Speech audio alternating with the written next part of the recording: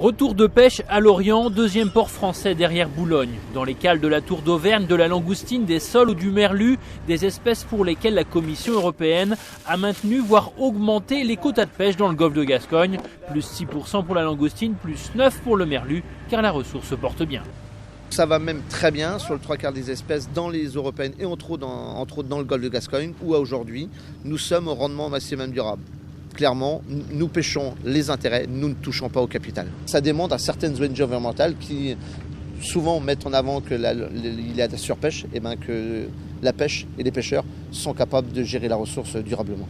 Mais attention, tout n'est pas rose, il vaut mieux pêcher dans le golfe de Gascogne qu'en Manche ou mer du Nord, et surtout certaines espèces comme ici le bar restent dans le rouge. On est plutôt les pêcheurs de bar en fait.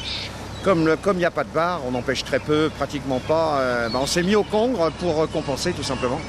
Depuis 15 ans, une meilleure sélectivité des outils de pêche et surtout la baisse des quotas européens ont permis de préserver la ressource, mais la profession a trinqué. Les bateaux immatriculés à Lorient en 1990 pêchaient 70 à 75 000 tonnes de poissons.